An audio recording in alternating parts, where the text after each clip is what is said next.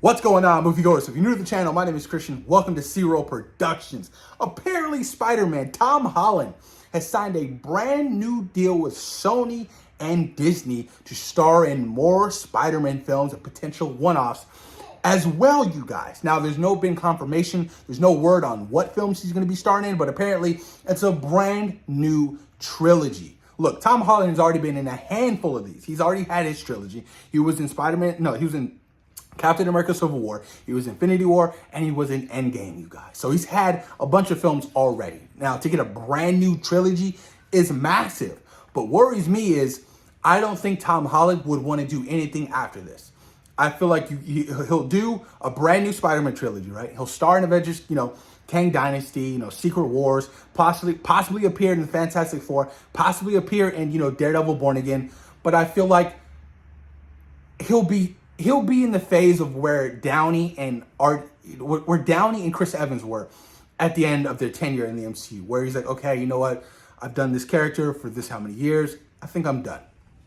So it really wouldn't put it past me if by the end of his last trilogy, Peter Parker dies. And that's the whole brand new introduction to Miles Morales. Now, you can have Miles Morales sprinkled out through, the first film and the second film, and then you're leading up to the third film where he becomes Spider-Man. So it's a possibility. I just don't know what Sony's plans are with their particular universe. Do they plan to use Miles Morales? I hope not. I hope they're saving that for the Marvel Cinematic Universe, you guys. But where do we go from here? I mean, especially with the way Spider-Man No Way Home ended, where do we go? Look, May died. Nobody knows his identity. His girlfriend, his best friend, he's living alone in New York City. Nobody knows who Spider-Man is anymore. And he's now dealing with all kinds of loneliness and grief. He's got to get his job to pay his own bills. This is the Spider-Man we as fans have all been waiting for. He's kind of ditched the Tony Stark persona that he had under or above him for, the entire duration of the MCU. And now this is the Spider-Man we've been waiting for. He's making his homemade suits again. He doesn't have that high fancy tech suit. Now he's in the slums. Now he's in the gutter. So where do we go, you guys? How do we move on? What villains do you introduce? You used so many villains already. We've had Vulture. We've had Shocker. We've had Electro. We've had, Green Goblin. We've had, the Lizard. We've had Doc Ock. We've had Sandman. There's so many villains who are already used. Where do we leave room for a brand new 3-story character trilogy for Spider-Man? Do we do the Hobgoblin with Ned Leeds? Do we do Rhino? Do we do Mr. Negative? Do we do Tombstone? Possibly Kingpin? I feel like Kingpin will play a big role, especially if he does become mayor in New York City. So definitely stick around. I think that, Vincent D'Onofrio's Kingpin will play a massive role, not only in Daredevil's world, but in Spider-Man's as well. Do we do Hammerhead? Do we do Spot? I feel like, they've used a bulk of these characters up already. Villains, that is. Are we going to be reintroducing a brand new iteration of Norman Osborn and Harry Osborn? Harry Osborn necessarily wasn't, he wasn't in Spider-Man No Way Home at all. So can we introduce a brand new fresh take on these characters?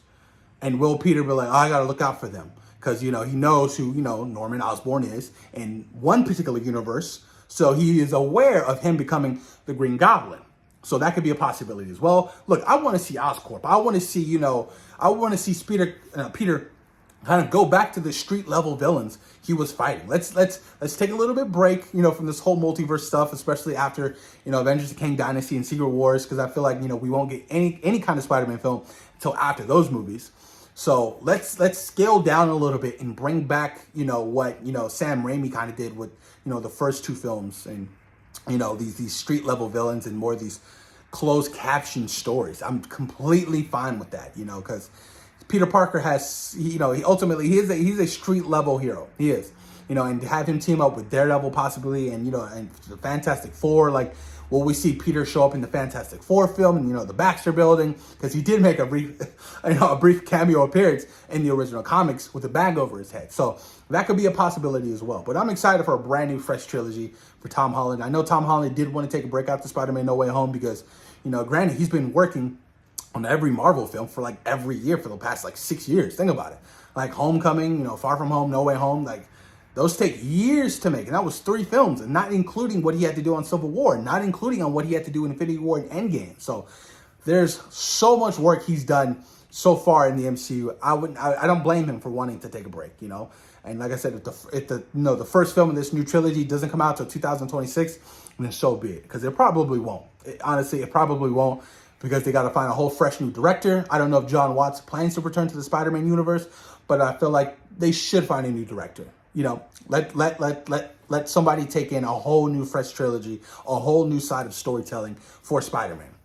Completely fine with that, you guys. I just need him to start taking photos, you know what I mean? Working with J. Jonah Jameson at the Daily Beagle while secretly being Spider-Man. It could work, you guys. It could work. But post your comments down below. Let me know what you guys think about this new report of Tom Holland's Spider-Man signing a new deal in the Marvel Cinematic Universe for Sony as well. Thoughts and opinions, you guys. What do you think? Peace.